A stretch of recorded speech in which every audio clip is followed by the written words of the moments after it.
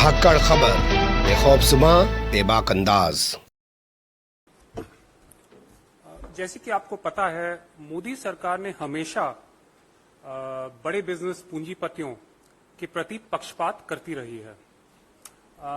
इसका सबसे बड़ा उदाहरण अडानी ग्रुप है, जिसे लेकर हम अडानी है कौन सीरीज के माध्यम से प्रधानमंत्री मोदी से अनेक सवाल पूछे, 100 सवाल पूछे, अभी तक उनका कोई जवाब नहीं आया है।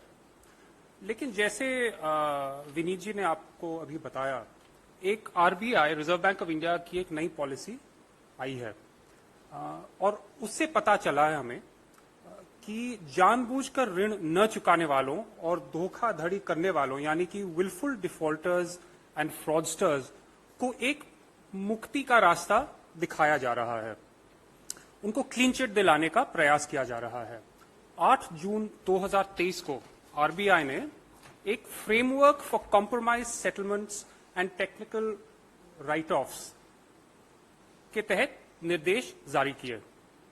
इसमें साफ लिखा है कि banks and other regulated entities, I quote, may undertake compromise settlements or technical write-offs in respect of accounts categorized as willful defaulters or fraud without prejudice to the criminal proceeding underway।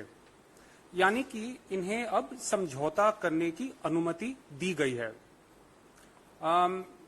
All India bank officers confederation और all India bank employees association, जिनके 6 lakh members हैं, इन्होंने इसका विरोध किया है और उन्होंने कहा है कि it will not only lead to erosion of public trust in the banking sector but also undermine the confidence of depositors।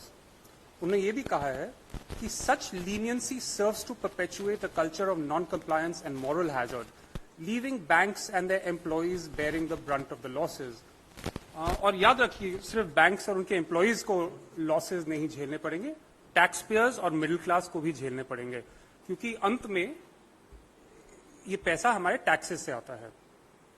और ये जो मॉरल हैजर्ड कह रही है, एक महत्वपूर्ण बात है। वो कह रहे हैं कि डिफॉल्टर्स को प्रोत्साहन मिलेगा, क्योंकि अगर आज आपको आपके डिफॉल्ट्स को माफ किया जा रहा है तो कल को आपको फिर से मौका मिलेगा, तो आप क्यों नहीं लेंगे और लोन्स, और फिर आगे फिर से डिफॉल्ट होने का चांस है। अब आपको मैं याद दिलाना चाहता हूं, जैसे विनीत जी ने कहा कि मिडिल क्लास, मध्य वर्ग को निरंतर ईएमआई और कर्ज का बोझ चुकाना पड़ रहा है। उनको अनेक परेशानियां हैं और दूसरी तरफ विलफुल डिफॉल्टर्स और फ्रॉडस्टर्स को राहत दी जा रही है। उनके लिए एक समझौता समाधान हो रहा है। तो ये मोदी सरकार की नीति स्पष्ट है, मिडिल क्लास के खिलाफ है, विलफुल डिफॉल्टर्स के पक्ष में है। अब ये विलफुल डिफॉल्टर्स कौन हैं? एक लोकसभा में पिछले साल एक क्वेश्चन आया था और मैं आपको दिखाना चाहता हूं। ये टॉप 50 लोन डिफॉल्टर्स की लिस्ट है सरकार के अनुसार। इनका कुल ऋण 95,000 करोड़ से ज्यादा है और पहला नाम आता है गीतांजलि जेन्स लिमिटेड। ये है मेहुल भाई चोकसी की कंपनी। तो जैसे कि विनीत जी ने कहा, नीरव मोदी, ललित मोदी, आपको पैटर्न दिखाई दे रहा है, मेहुल चोकसी, विजय माल्या, इस प्रकार के लोगों के लिए सरकार लगातार काम कर रही है। अब हम जानना चाहते हैं कि 2 साल पहले आरबीआई की पॉलिसी में स्पष्ट था, लिखा हुआ था कि विलफुल डिफॉल्टर्स और फ्रॉडस्टर्स को शेयर बाजार में जाने की अनुमति नहीं मिलेगी और फ्रेश लोन्स लेने की अनुमति नहीं मिलेगी।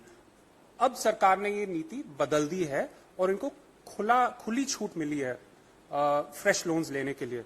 जो पॉलिसी है आरबीआई की पॉलिसी, उसमें साफ लिखा है कि after a 12-month cooling period these defaulters and fraudsters will be permitted to raise fresh loans. तो सवाल उठता है कि क्या भाजपा इन धनी फाइनेंसर्स को अपने फाइनेंशियर्स के क्लब में फिर से शामिल करने की कोशिश कर रही है? ये क्या चुनाव से संबंधित है? मैं आपको 1-2 आंकड़े आपके सामने पेश करना चाहता हूं। जो फ्रॉड और विलफुल डिफॉल्ट्स का आर्थिक बोझ है, वो इस देश पे भारी पड़ा है। बैंकिंग फ्रॉड्स अब यूपीए के शासनकाल के मुकाबले में बैंकिंग फ्रॉड्स मोदी सरकार के समय 17 गुना बढ़े हैं। 2005 और 14 के बीच बैंकिंग फ्रॉड्स लगभग 35,000 करोड़ थे। 2015 और 23 के बीच ऑलमोस्ट 6 लाख करोड़ तक पहुंच चुके हैं। और टॉप 50 विलफुल डिफॉल्टर्स की तो लिस्ट मैं आपको दिखा चुका हूं। अब जो लोन वेवर और राइट ऑफ का सवाल है, कई लोग कहते हैं कि write off and waiver is not the same thing, लेकिन अगर आप देखें पिछले 5 साल में 2017 और 2022 के बीच इंडियन बैंक से 10 लाख करोड़ राइट ऑफ किया है। इसकी रिकवरी रेट कितनी है?